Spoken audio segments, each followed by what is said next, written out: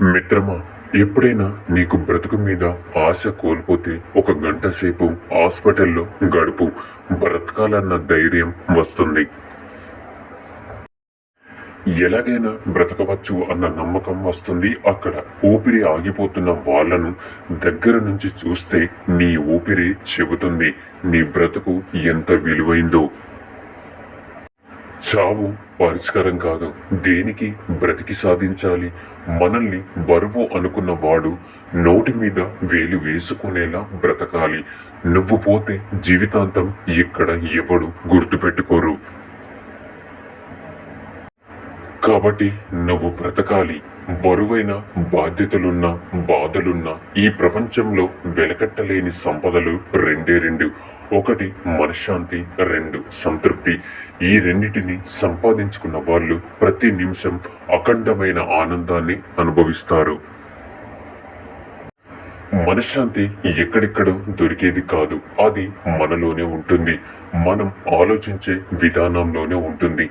జీవితంలో మనశ్శాంతి కావాలంటే ఎదుటి వారిలో తప్పులు వెతకొద్దు, మనలోని తప్పులను చూసుకుందాం. అలాగే వాళ్ళు వీళ్ళు ఏమనుకుంటున్నారో అని ఆలోచించడం మానేసి మనకు నచ్చిన విధంగా, మన మనసు మెచ్చే విధంగా బ్రతకడం మొదలు పెడితే మనశ్శాంతి మనలను వదిలి వెళ్ళదు. బాగుపడాలి అనుకునే మనిషి అతి నిద్ర, సోమరితనం, పనిలో అలసతత్వం, భయం, కోపం అనే 5 దుర్గుణాలను వదిలించుకోవాలి. గెలుపు నాకు తుదిమెట్టు కంటూ ఏది ఉండదు. ఓటమి అన్నది ఎప్పుడు అపాయకారి కాదు. మనకు ఈ రెండింటిని సాధించాల్సిన దానికి కావాల్సింది ఒక ధైర్యమే. గెలుపు నాకు తుదిమెట్టు అంటూ ఏది ఉండదు. ఓటమి అన్నది ఎప్పుడు అపాయకారి కాదు. మనకు ఈ రెండింటిని సాధించాల్సిన దానికి కావాల్సింది ఒక ధైర్యమే. నీవు మానసికంగా కుంగిపోవడం మొదలెడితే చీమ, దోమ కూడా నీ మీద ఆధిపత్యం వహిస్తాయి.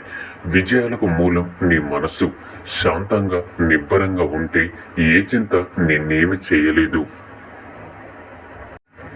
బుద్ధి లేని వాడితో వాదించడం అంటే మన చెంప మీద వాలిన దోమను మన చేత్తోనే కొట్టుకోవడం లాంటిది.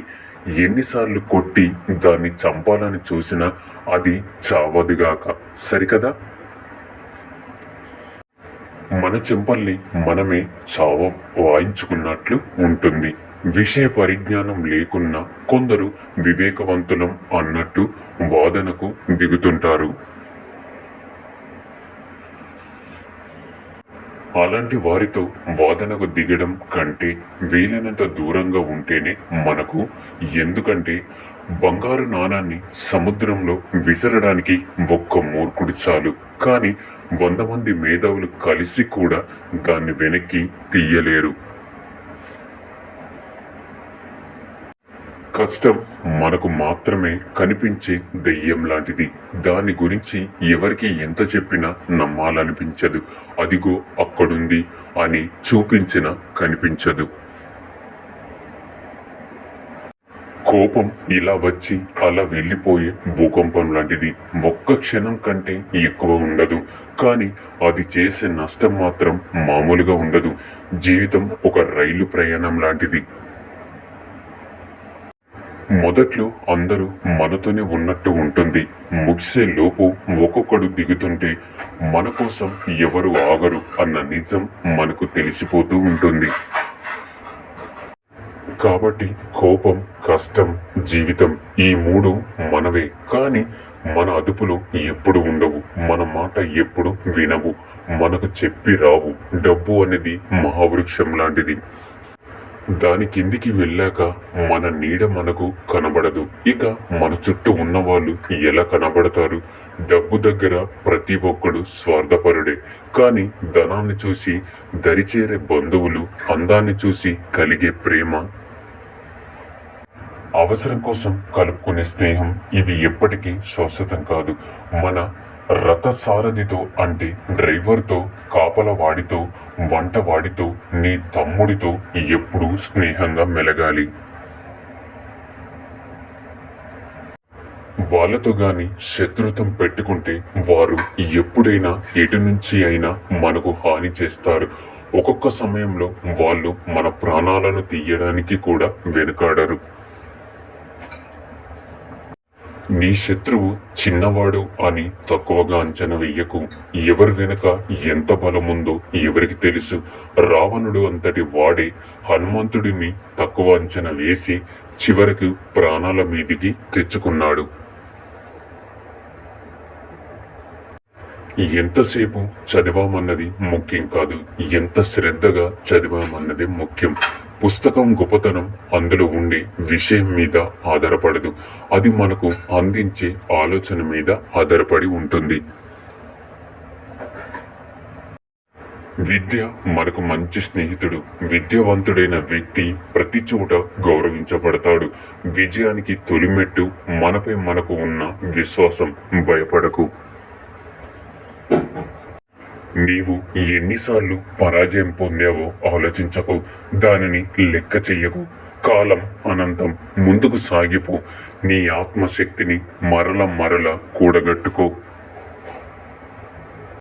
వెలుగు ఖచ్చితంగా వచ్చే తీరుతుంది.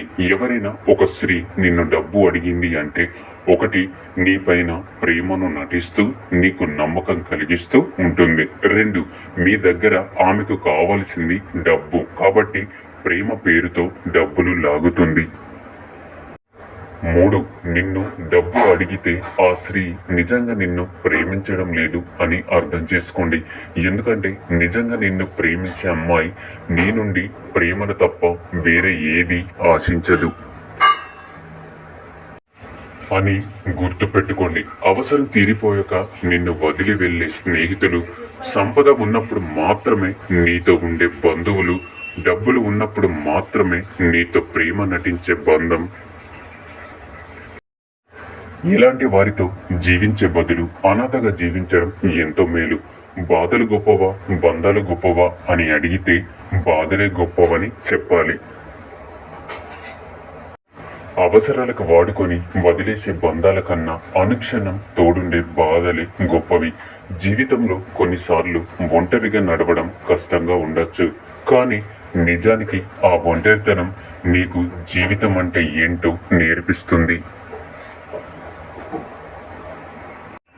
ఇక్కడ డబ్బును చూసి సంతోషపడే బంధాలు ఉన్నాయి, కానీ మనసును చూసి ఆనందపడే బంధాలు లేవు. ఒకప్పుడు మనసు ఉంటే మార్గం ఉండేది, కానీ ఇప్పుడు డబ్బు ఉంటేనే మార్గం ఉంటున్నాయి. మన దగ్గర ఎంతైనా డబ్బు ఉండొచ్చు, కానీ ఎదుటి వారిని చులకనగా చూసే జబ్బు మాత్రం ఉండకూడదు.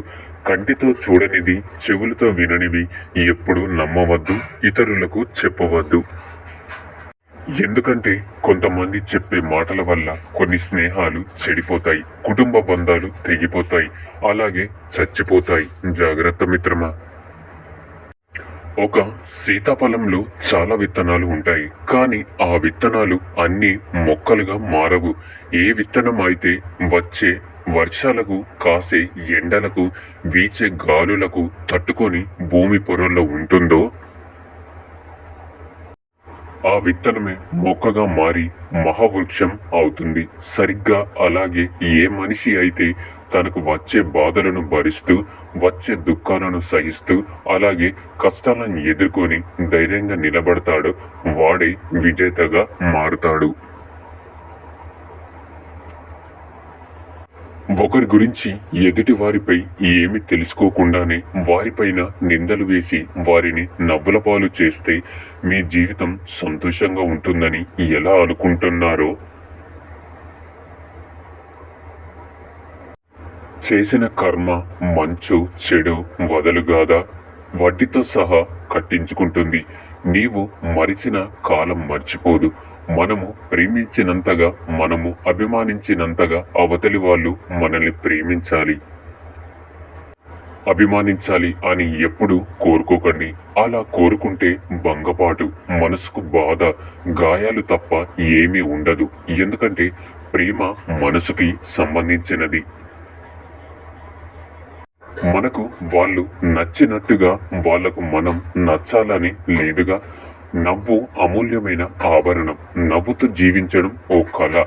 అందాన్ని, ఆనందాన్ని, ఆరోగ్యాన్ని పెంపొందించే అద్భుతమైన, ఉచితమైన ఔషధం నవ్వు. ముఖంలో చిరునవ్వు, మనసులో సంతృప్తిని మించిన సౌందర్య సాధనాలు ప్రపంచంలో మరేవి లేవు. మనిషికి భగవంతుడు ఇచ్చే సమస్యల కన్నా తనకు తాను కొని తెచ్చుకునే సమస్యలే ఎక్కువ. మనుషుల మధ్య అహంకారం, అజ్ఞానం, పెత్తనం, తనకు ఇష్టం వచ్చిన ప్రకారం నడుచుకోవడం, వాటి కోసం పరిగెత్తడం, పేరు కోసం తపన పడడం, ఇతరులను ఎదగకుండా చెయ్యడం,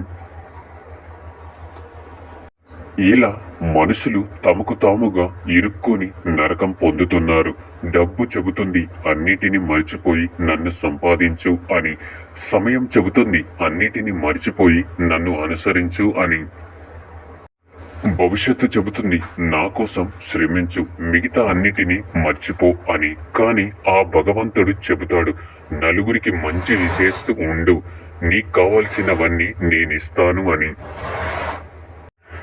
నీళ్లు, మంచినీళ్ళు, ఉప్పు నీళ్లు అని తెలుసుకోవాలంటే ఆ నీళ్లను తాగితేనే తెలుస్తుంది. అలాగే మనిషి మంచివాడో చెడ్డవాడో తెలుసుకోవాలంటే ఆ మనిషిని నమ్మితేనే తెలుస్తుంది. కాబట్టి జీవితంలో ఎవరి మీద అంత ఎక్కువగా నమ్మకం పెట్టుకోవద్దు. ఎందుకంటే ఎప్పుడు మాట్లాడతారో తెలియదు, ఎప్పుడు దూరం పెడతారో తెలియదు, ఎప్పుడు వదిలేస్తారో కూడా తెలియదు. ఒక మనిషి దగ్గర డబ్బు లేకపోతే ఆ మనిషి ఎంత మంచివాడైనా ఎవరికి అవసరం లేదు. డబ్బు ఉన్నవాడు ఎంత చెడ్డవాడైనా అందరూ వాడినే కోరుకుంటారు. ఈ రోజుల్లో మంచి చెడుతో పని లేదు, కేవలం డబ్బుతోనే పని. డబ్బు అనేది మహావృక్షం లాంటిది. దాని కిందికి వెళ్ళాక మన నీడ మనకు కనబడదు. కాబట్టి డబ్బు దగ్గర ప్రతి ఒక్కడు స్వార్థపరుడే. నిన్నటి నుంచి పాఠం గ్రహించి రేపటి గురించి కలలు కంటూ ఈ రోజుని ఆనందించు. కేవలం బ్రతికిస్తూ జీవితాన్ని వ్యర్థం చేసుకోకు. ఇవ్వటంలో నీకు ఆనందం ఉంటే ఇస్తూ ఆనందించు.